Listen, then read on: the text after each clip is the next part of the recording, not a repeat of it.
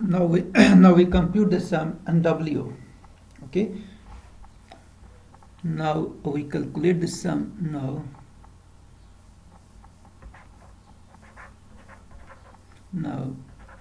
we calculate. Now we calculate the sum W. Okay. So let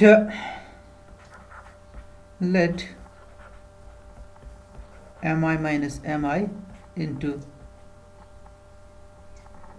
ti minus 1 be a term in this sum. To be a term of the sum W, be a term of the sum W. Then this interval ti minus 1 to ti is not contained in any interval xj minus 1 xj for all j equal to 1 2 up to m. Okay, because the sum W is the remaining sum, while this interval is not contained in any interval with respect to the partition P, and these are the intervals with respect to the partition Pn. Now the situation is like this. Here we have an interval a b, and this is the point x naught, and this is also the point t naught, and this is the point xm, and this is also the point tk. Okay, then this is the interval here which is ti minus 1, and this is ti point. Okay, and this is not contained in any interval xj minus 1 xj for each j runs from 1 to m. Now my claim is that there is exactly one j such that x j minus 1 less than ti minus 1, and ti is less than xj, and xj is less than ti, and ti is less than xj plus 1. So this is my claim. For each such ti minus 1 ti which is not contained in any xj minus 1 xj, this ti minus 1 ti it is fixed. Okay, now here it's true for each xj minus 1 xj such that this ti minus 1 ti is not contained in xj minus 1 xj. Now what's my claim? My claim is that there is some unique j among those j's such that xj minus 1 is less than ti minus 1, which is less than xj, xj is less than ti, and ti is less than xj plus 1. So this is my claim. So obviously we can choose some j such that xj minus 1 is less than ti minus 1. This is trivial because xj minus 1 is the partition points of this interval, and ti's are also the partition points of this interval. So when I choose some point ti minus 1 of this partition, then I can find some partition point among xi such that xj xj minus 1 such that xj minus 1 is strictly less than ti minus 1. I can choose such point. So there is no harm by choosing such point. So this xj minus 1 can be chosen. Okay, then after that xj minus we have xj. Suppose that xj is still less than ti minus 1, then we can choose another point up to we reach a point where there does not exist any point, any partition point among xi's. I mean to say that then ultimately we can choose a point xj minus 1 such that there is no any point among xi such that that point lies between xj minus 1 and ti minus 1. This can be done because this sequence continue. The sequence of the points xi it continues up to b. Okay, so that means I can choose a partition point among xi's such that say point xj minus 1 such that xj minus 1 is strictly less than ti minus 1, and there is no any point among those xi's which lies between these two points xj minus 1 and ti minus 1. This can be done. Now where this now next point, suppose xj minus 1 has this property that there is no any point among x's such that x that point lies between xj minus 1 and ti minus 1. Now what about the next partition point xj? Does it lie outside of this ti? Is it greater than ti or less than ti? Suppose it is greater than ti. Suppose it lies between here. It lies here. See. So I want a contradiction actually. Suppose this xj is greater than ti, then you can see this ti minus 1 ti is strictly lies inside the interval xj minus 1 and xj, which is a contradiction because this sum is not like that. This interval is not like that because we are calculating the sum w, and w has this property that for the terms of the w, the interval ti minus 1 ti is not contained in any of the intervals xj minus 1 xj. So this means that this xj cannot be greater than ti, it must be less than ti. Okay, so this is xj, it's less than ti. And again now what about the next point, xj plus 1? This xj plus 1 cannot be less than ti, then xj and xj plus 1 lie inside the interval ti minus 1 and ti, so which means that length of the interval xj minus 1 is less than the length of the interval ti minus 1 ti, but we have chosen n so large such that length of each subinterval with respect to the partition p, and that means lengths of the intervals of ti's corresponding to these partition points ti's is always less than the length of every subinterval with respect to the partition p. That so that means xj minus 1 xj plus 1 cannot be less than ti, then in that case the length of the interval xj plus 1 is strictly less than the length of the interval ti minus 1 ti, which is not the case because n is chosen sufficiently large, n is greater than n naught. So that means this xj plus 1 must be greater than ti, and exactly there is no point x, there does not exist any point between xj and xj plus 1 among those x's because this is a strictly increasing sequence. We have xj minus 1, then xj plus 1, and then so on and so forth. So we don't have any other point of x's, so that's why there exists exactly one j such that this holds. So the since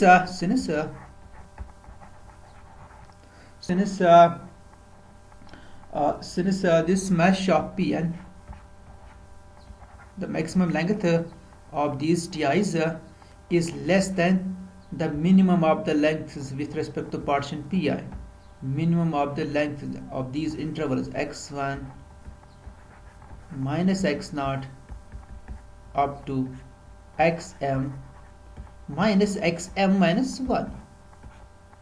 Since this holds, therefore there exists unique j. So this stands for there is unique j with 1 less or equal to j less or equal to m, such that there is a unique j such that this holds, such that this xj minus 1 is less than ti minus 1, which is less than xj, and that xj is less than ti, and ti is less than xj plus 1. Okay, this should hold.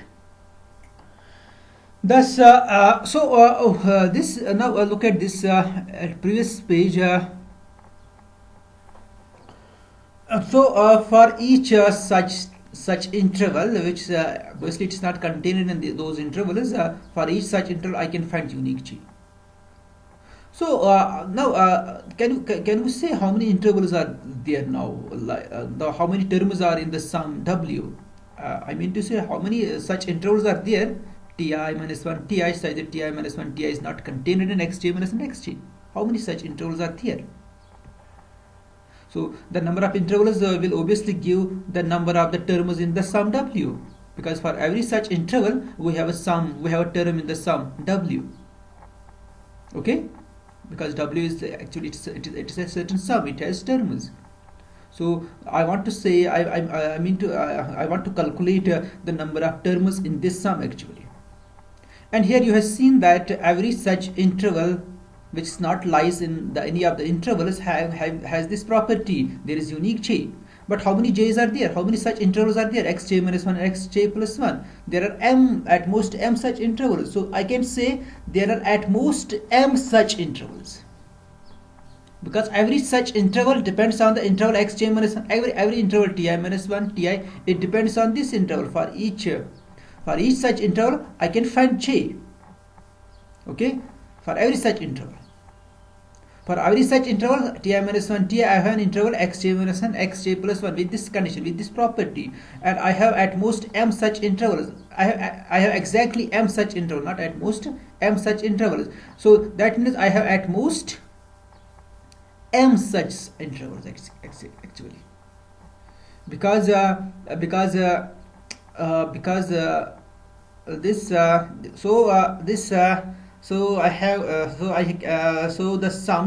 number of the terms in the sum W is at most m. So this what I mean to say here. Okay. Thus the sum W, the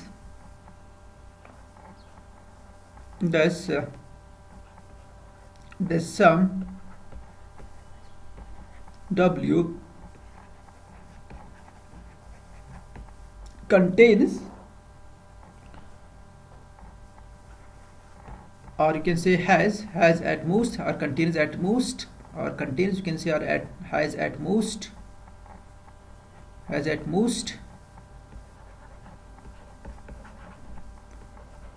m terms, and since we have the following, and since we have for each such term we have mi minus mi into ti minus 1, it's a term in the W, so it's equal to, I can write it as mod of mi minus mi into ti minus 1, but this mod, it's less or equal to mod of mi plus mod of mi into ti minus 1. Since the upper bound of the function is c, so the supremum over the s subinterval will be less or equal to c. This also will be less or equal to c. It's less or equal to twice c times this mod, but this mesh of the partition is less than it's less than, what's the mesh of the partition? Pn. It's less than epsilon divided by twice cm. So it's less or equal to epsilon divided by twice cm. That's equal to epsilon by. So each term of the sum is less than epsilon by m, and there are at most m such terms. So thus we can calculate W. Thus W is less or equal to, each term is less than m, epsilon by m plus, and there are m at most such terms, plus epsilon by m. This sum is m times. Okay, so this is equal to m into epsilon by m, that's equal to epsilon. So thus v plus w is less than epsilon plus epsilon, it's less than twice epsilon, so which implies that it's actually 0 less or equal to, you can see from the previous page, 0 less or equal to f dx minus s star. Actually we are calculating this difference, s star fpn is less than twice epsilon, where this n is greater or equal to, this is true for each, and each fixed rate greater or equal to n naught. Okay, now this can be written as, this implies mod of s star fpn minus integral a to b fx dx is less than twice epsilon for all n greater or equal to n naught. So this means the limit n approach to infinity, s star fpn is equal to integral a to b, that's the definition of limit. And similarly we can see, Similarly, limit n approach to infinity s upper star fpn is equal to integral a to b fx dx. So this I will leave as an exercise for you. This is an exercise for you. You try to calculate this one, okay? So both the limits are equal to the integral of the function f over the interval a, b. So again we have this. Again, this is true. Mi is less or equal to f of ti, because ti is a point in the I subinterval, is less or equal to mi. Okay. So this is also true.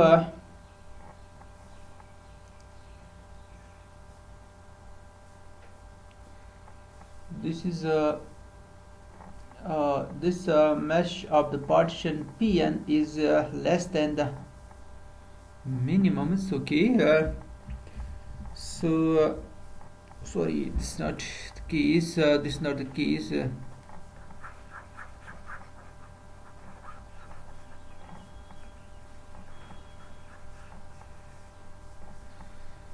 So also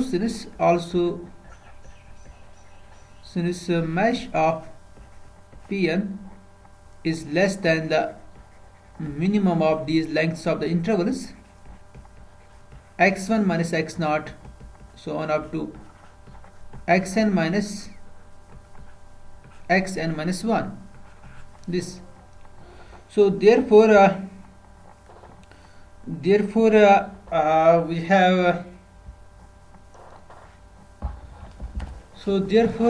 we have following this S star this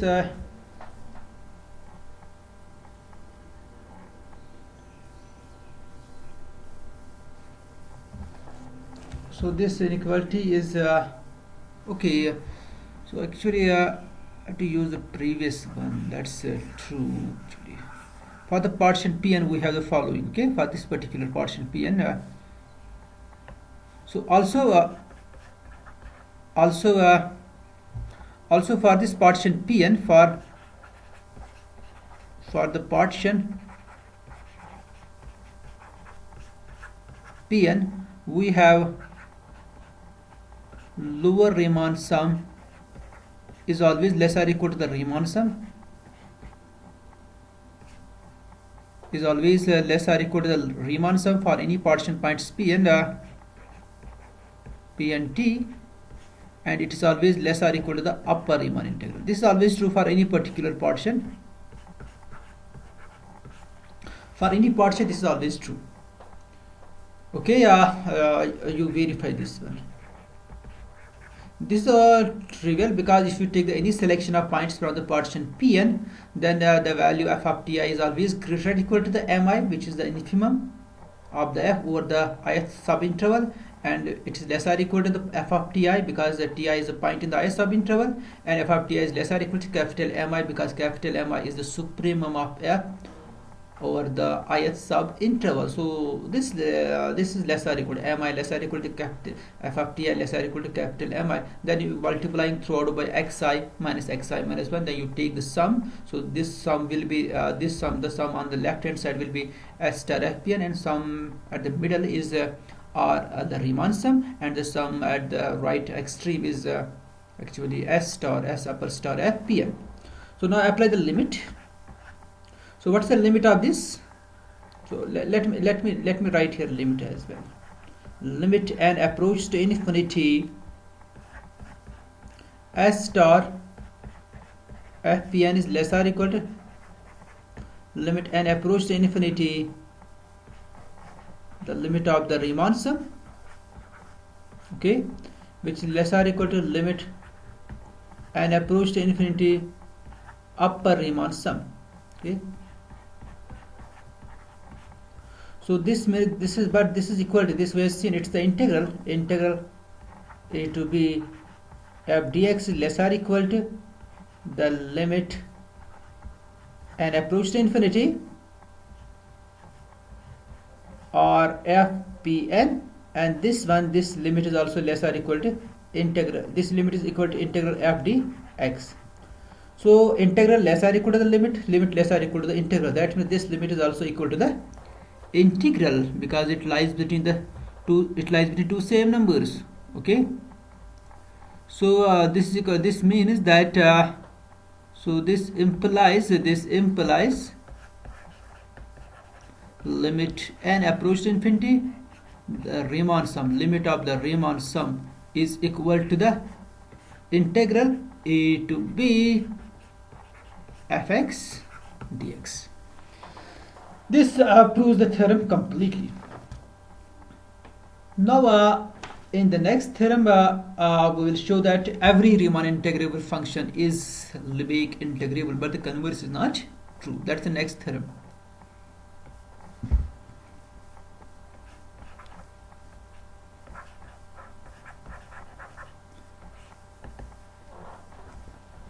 Every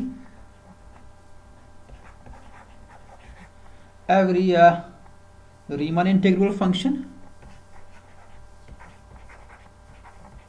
every Riemann integrable function f is Lebesgue integrable. Lebesgue integral, you know, it is already defined, is Lebesgue integrable, and the integrals are equal. A to b fx dx is, this is the Riemann integral, and this is same as the Lebesgue integral. What's Lebesgue integral? F d lambda. Okay, over the interval ab, you can write this as here, over this interval ab. Okay, every Riemann integrable function is Lebesgue integrable, and the integrals are always equal. Okay, yeah, proof.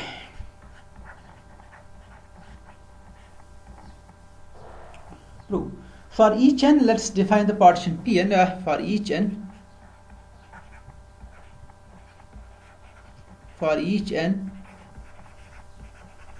define the partition Pn.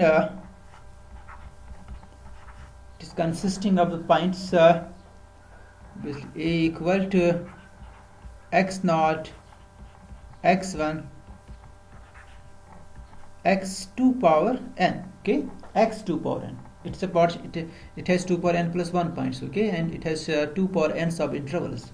This partition, and this is the last partition point, which is equal to the b. For each n, let's define this partition.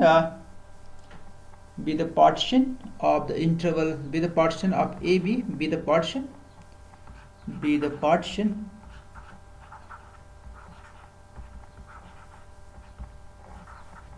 which divides AB into 2 power n sub intervals, divides AB into 2 power n sub intervals, each equal length, okay, of the same lengths of the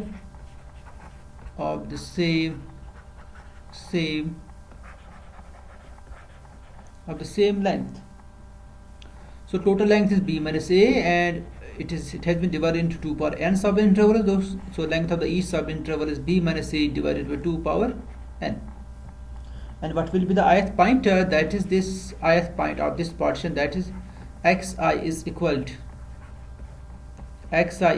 to it's equal to x naught, that's a plus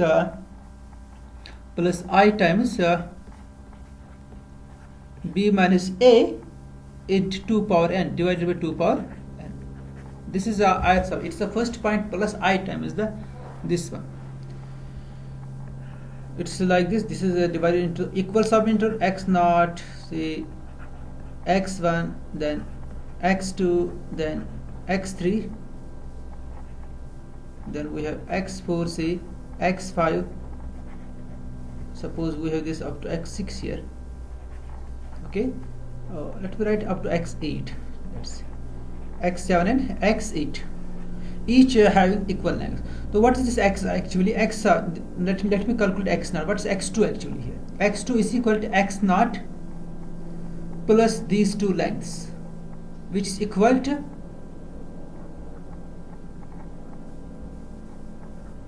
so it is here.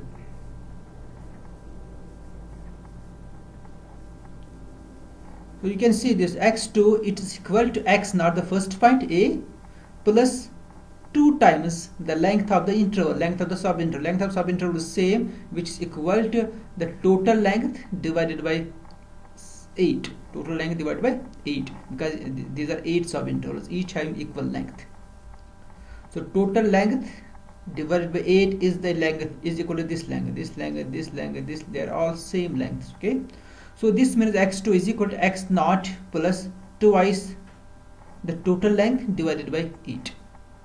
It is, that means this ith point is equal to first point plus I times the total length divided by 2 power n, because here we have in our case we have 2 power n sub intervals. Okay, so let me write this x2 here. X2 is equal to x naught plus 2 times this is here x8 plus 2 times x8 minus x naught divided by 8. So this is an example. So it has been divided into 2 power n subintervals of same length, b minus c divided by 2 power n. Same length means the ith point is equal to a plus I times b minus a divided by 2 power n. Okay, so next we define let's define this function. These are step functions. Let's define this function phi n, which is equal to summation I runs from 1 to 2 power n mi into the characteristic function of xi minus 1 to xi minus 1 to xi, but open on this side. And let's define this psi n. Psi n is equal to summation I runs from 1 to 2 power n capital Mi into characteristic function of the same interval xi minus 1 xi. Okay, these are two sequence of characteristic function. Why they are characteristic? Because they are finite valued. This function has values m1 m2 up to m2 power n, and this function has the values m capital M1 capital M2 so on up to capital M2 power n, and the measure of these intervals is finite, so therefore they are the sequences of step functions. What is this mi? Where mi is the definite, mi is the infimum actually. It is the infimum of fx such that x belongs to the I sub interval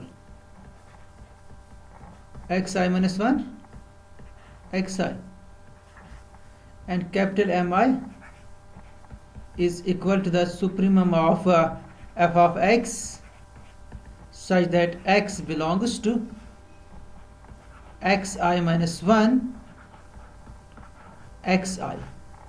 Okay. So clearly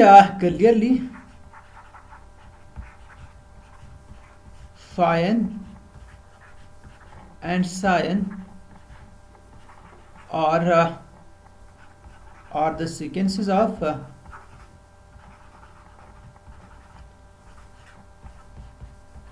step functions, are the sequence of step functions such that psi n is monotonic increasing,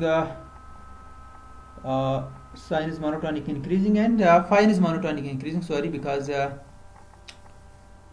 if you are increasing the value of n, then obviously you are taking the refinement of the partition, because you are taking more partition points. So when you are taking more partition points,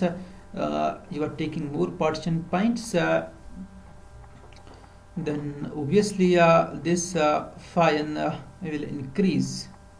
Okay, but the value of the psi n will decrease. Okay, So such that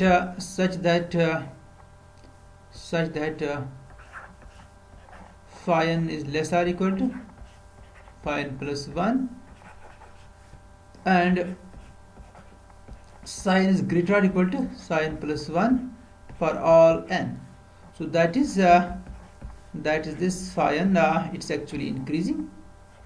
I can write this as like this. Whenever we have an increasing sequence, I can write this as phi n, then this upper arrow, and psi n is monotone decreasing, I will write this as psi n, then down arrow.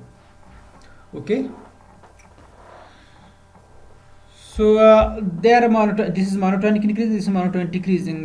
So let me see how this phi n is monotonic increasing. If you will see that this phi 1, what is phi 1? It's equal to summation I runs from 1 to 2 power 1 into small mi into the characteristic function of xi minus 1 xi, and that's equal to m1 plus m1 times the characteristic function of I equal to 1, it's x0 to x1 plus m2 times the characteristic function of x1 x2. Similarly, when you calculate phi 2, so phi 2 means 2 power 4, so that means we have we have 4 terms. It will be m1 into characteristic function of x0 x1 plus m2 the characteristic function of x1 x2 plus m3 then the characteristic function of x2 x3 plus m4 then the characteristic function of x3 x4. Okay, this open interval on this side, it's open on this side. Okay, this is not closed here, this is also open here. So this is phi 1 and this is phi 2. You need to verify that this phi 1 is less or equal to phi 2. So if you see this one, actually in the first case we have only 2 subintervals, in the second case we have the 4 subintervals, and obviously this the m1 for this first interval, this m1 is less or equal to this m1, because here you are taking the infimum over the lower subinterval, so that means this and here you are taking the m1 over the higher subinterval. So let's see it here. Okay, in the first case, in the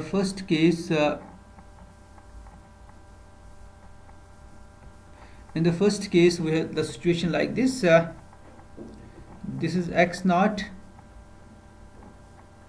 this is x1, and this is x2. This is first case. And in the second case, the interval is the same, but the points are here 5 now. In the first case we have 3 points. It's x0, x1, x2, x3 and x4. Okay, this is we have only 2 intervals in first case, x0 to x1 and x1, but in the second case we have 4 intervals. So here this is small m1 over this interval, and this is small m2 over this interval. Here we have 4 infimums, m1, m2, m3, m4. Okay, is it clear to you? So in this case, in the second case for phi 2, we have 4 subintervals, therefore we have 4 infimums. And you can see this x0 to x1 is same as here x0 to x2. They are same actually. But this interval is bigger than the interval x0 x1 and bigger than this interval x1 to x2. So we can say this m1 is less or equal to this m1, and this m1 is also less or equal to this m2, because this m2 is the infimum over the smaller interval, and this m1 is also the infimum over the sum. Whenever you decrease the domain, the infimum will increase. Infimum will increase, and whenever you decrease the domain, the supremum will decrease. Supremum will decrease. So that's why this sign, it's actually decreasing significance, but phi is increasing significance because infimum is increasing. So let me denote those infimums by m dashes. Okay. So then this so let me denote these points by dashes also, so that it will be clear to you. So then we have this m1 is less or equal to m1 dash as well as m2 dash, and m2 is less or equal to m3 dash and m4 dash. So therefore this m1 times x1 minus x0, x1 minus x0, it's equal to m1 times, what is x1 minus x0 is this length x1 minus x0, it's same as x1 dash minus x0 dash, x1 dash minus x0 dash plus x2 dash minus x1 dash. You can easily see this is equal to that one. Okay, this m1 times. So this is equal to m1 times x1 dash minus x0 dash plus m1 times x2 dash minus x1 dash, and that's equal to m1 dash times x1 dash minus x0 dash plus m2 dash times x2 dash minus x1 dash. So this is the first term of the first sum, which has two terms, actually having two terms. So the first term is less or equal to the sum of these two terms. Similarly, the second term will be less or equal to the sum of the other two terms. So when you will add these two terms, m1 times x1 minus x0 plus m2 times x2 minus x1, it will be less or equal to m1 dash minus x1 dash minus x0 dash plus m2 dash times x2 dash minus x1 dash plus m3 dash times x3 dash minus x2 dash plus m4 dash times x4 dash minus x3 dash. But the sum on this side, m1 times x1 minus x0 plus m2 times x1 minus x0, it's so we don't need to write this is about the sum, but we had to find actually the function, value of the function, not the sum. Sorry, so I don't need to write this actually here. This one, this sum is not necessary. So I just want to say that they are less or equal to this. Okay. So this is here. This is your m4 dash, m3 dash. Now look at the previous page. We need to show that this phi1 is less or equal to phi2. Okay, phi1 is this, phi2 is this, and that's trivial now. That looks trivial because that's why we had taken here this open interval is, and you can see this this is equal to m1. This m1 is less or equal to this m1. Okay, so let me write here dash, so without it will not create any confusion. Let me write here dashes, and let me write for phi2, these are the partition points. Okay, these are the partition points. So then this m1, it's less or equal to m1 dash, m1 is less or equal to m2 dash, this m2 is less or equal to m3 dash, m2 is also less or equal to m4 dash. So you can see this implies this implies so now phi1, now you calculate phi1, calculate, or you can directly calculate phi2. Okay, phi2. So what's phi2? Phi2 is the sum of the four terms actually.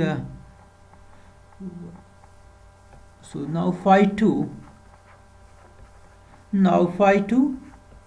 which is equal to m1 dash times characteristic function of x0 dash to x1 dash plus m2 dash times characteristic function of x sorry, it's x1 dash to x2 dash plus m3 dash times characteristic function of x2 dash to x3 dash plus m4 dash times characteristic function of x3 dash to x4 dash. And you can see this m1 dash is greater or equal to m1. It's greater or equal to m1 times characteristic function of x0 dash to x1 dash. This is also greater or equal to m1.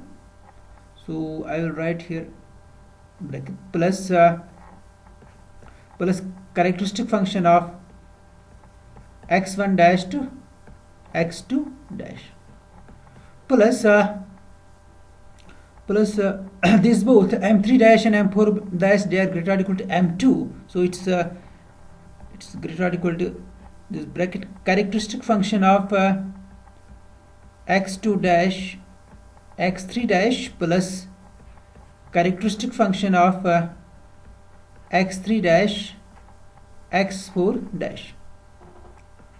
Okay, and that's equal to m1 times characteristic function of x0 dash to x, because they are disjoint, they are open on this side. This does not contain x1 dash, and this is containing x1 dash. Okay, so that's why I have chosen the open on this side, because I have to add these two characteristic functions. This is equal to thus this is equal to the characteristic function of x0 dash to x2 dash, which is equal to x0 to x1, which is equal to x0 to x1, plus this one it's m2 times this characteristic function of x2 to x3. Sorry, just close it on here. x1, sorry, let me use it here. Okay,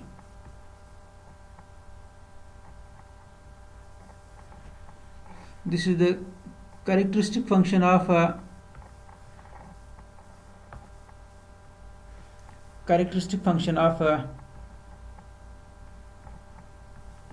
x1 to x2, because this is the sum, directly sum, this chi of x2 dash x3 dash union x3 dash x4 dash, that's equal to x2 dash to x4 dash, which is equal to x1 to x2, and but this one it's equal to phi1. So this phi2 is greater or equal to phi1. Similarly, you can say phi3 is greater or equal to phi2. So thus this the sequence phi-n is an increasing sequence. Similarly, you can check that the sequence psi-n is decreasing sequence. So that's now simple. So this is the idea behind this increasing, why this sequence is increasing, phi-n is increasing and psi-n is decreasing. Okay.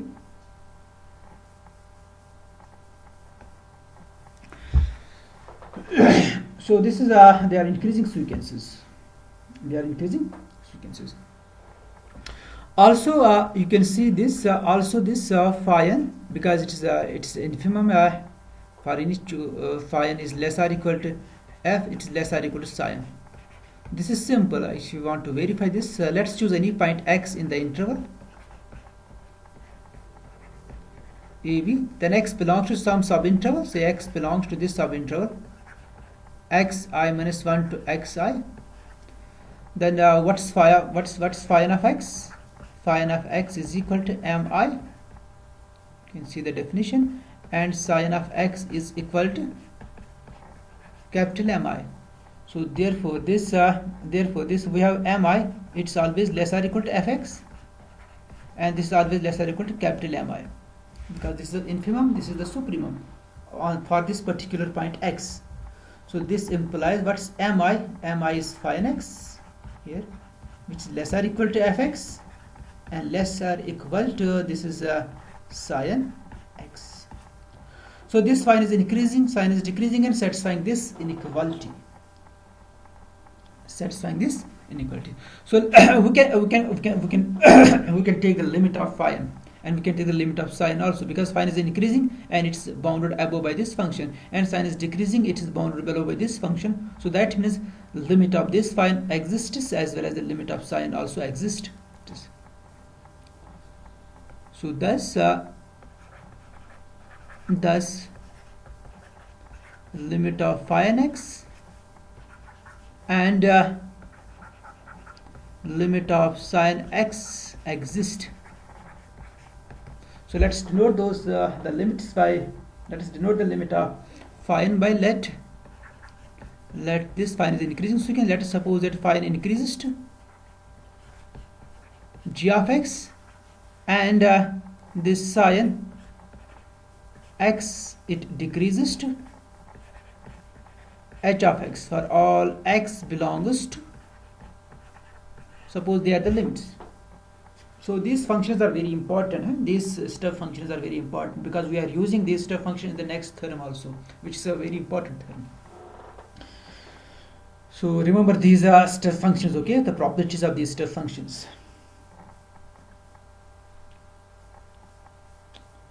So then these functions are as soon as the sequence phi n it's dominated by integrable function, so both g and h are integrable, so therefore then g and h are integrable functions or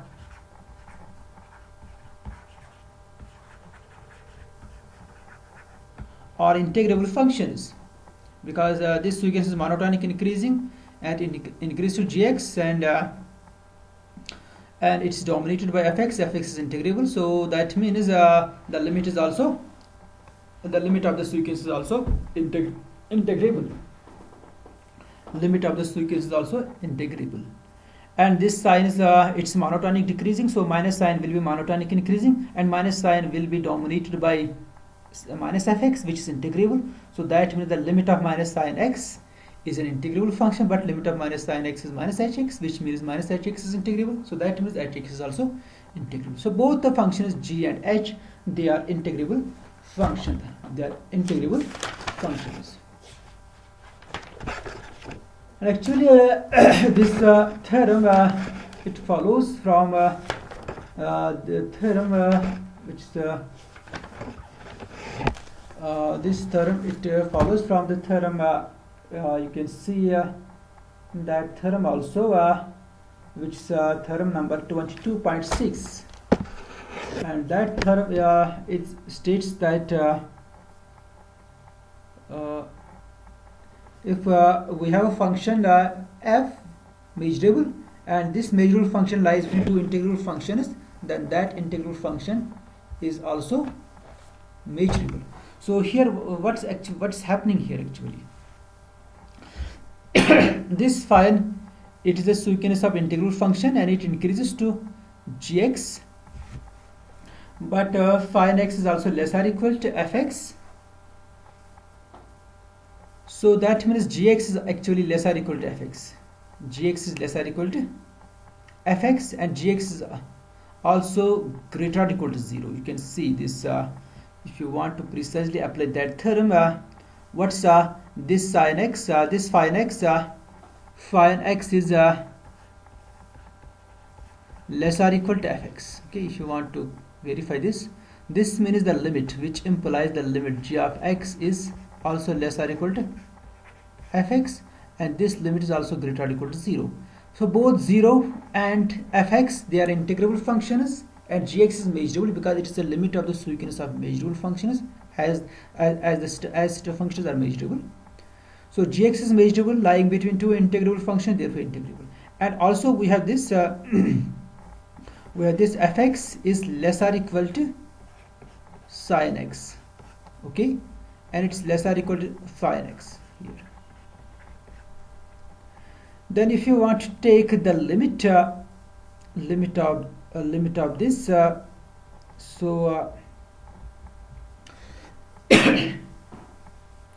oh sorry, this phi is not this gx is not need not be greater or equal to 0, but here you can see this gx less or equal to fx, and less or equal to hx. This is true. Okay, this is true.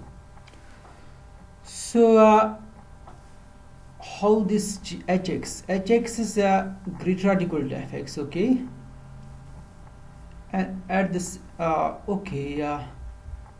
this is actually this gx, it's actually bounded function. It's bounded by some number. Always it's a bounded function. Actually it's a bounded function. So it is bounded by some number. Say suppose it's bounded by some small m, and this is bounded above by some capital M, suppose, because we are dealing with the bounded function. Is so you can see now these hx and gx, they are integrable, because hx lies between m and fx. M is integrable, fx is integrable, and hx lies between fx and capital M, and both are integrable, therefore hx is integrable. So this is the reason actually. So this is this is not this follows actually. This is not the case. Okay, you can see this one. So gx is greater or equal to some m, and hx is also less or equal to some m. Okay.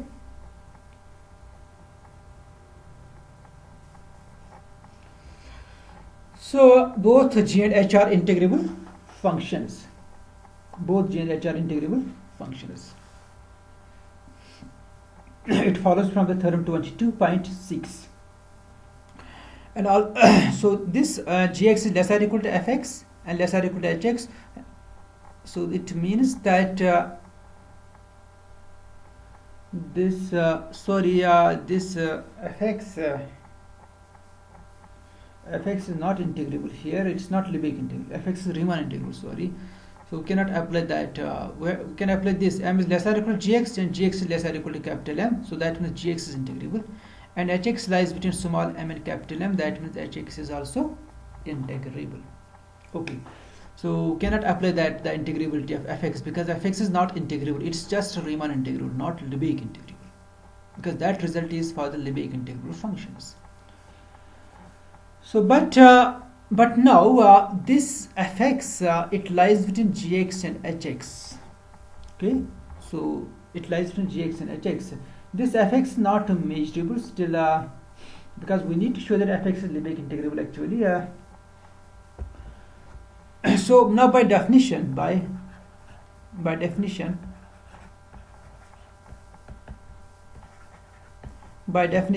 what's this s lower star? You can see this s lower star f with respect to the partition Pn, it's equal to summation I runs from 1 to 2 power n into mi into the lengths of the sub-intervals, and that you can see it's equal to the integral of phi n d lambda. Okay, this is equal to integral, because phi n is the summation I runs from 1 to 2 power n mi times characteristic function of the interval, so that integral is equal to this. And next one, you can see also this this upper and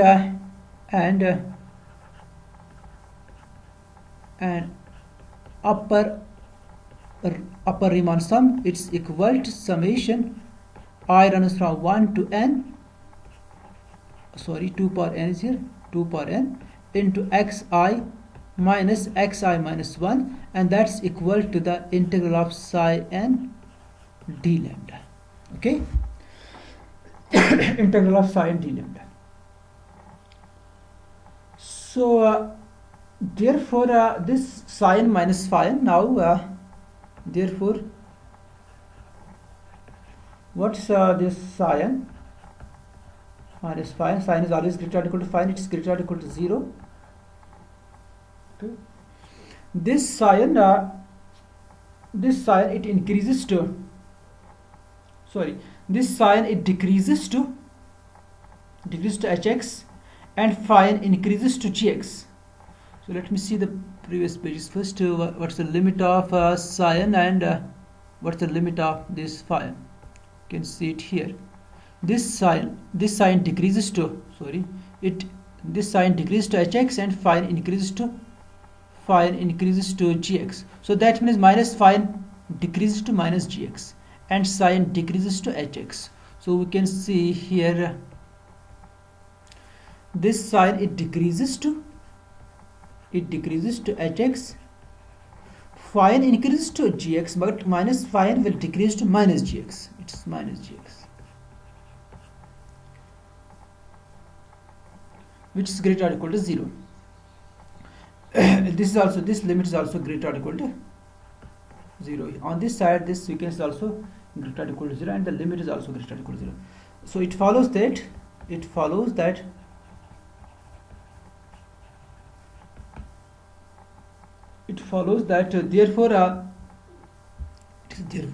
therefore since this holds, so it follows that 0 less or equal to the integral of, because this is an integral function now, so it's greater or equal to 0, its limits, its integral is greater or equal to 0 d lambda, this is the Lebesgue integral, and that's equal to the limit of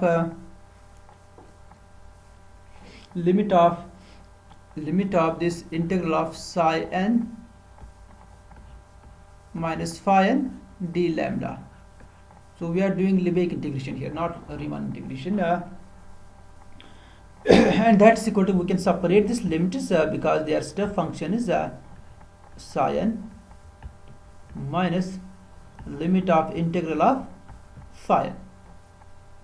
Okay, but this is equal to limit of s lower star, and this is equal to limit of s upper star.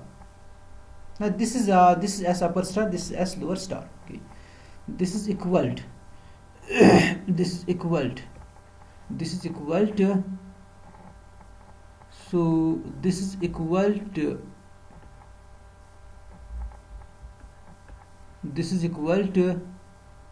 the limit n approach to infinity s upper star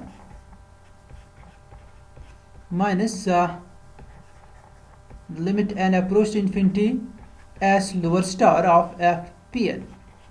Okay, both the limits are same. In fact, both the limits are same, as we have seen.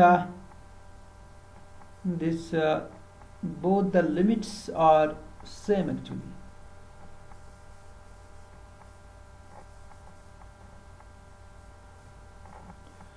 How these limits are same? Both the limits are same. This is a limit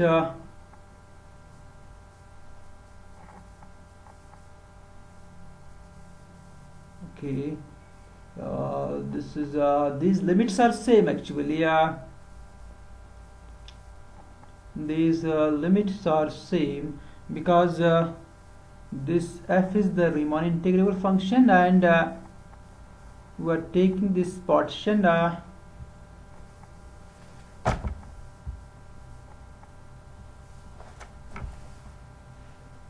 so how these limits are same, that's point of concern. These two limits must be same.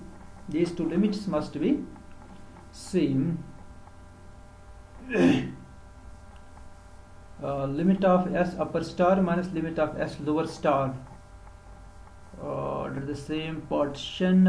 These two limits are same.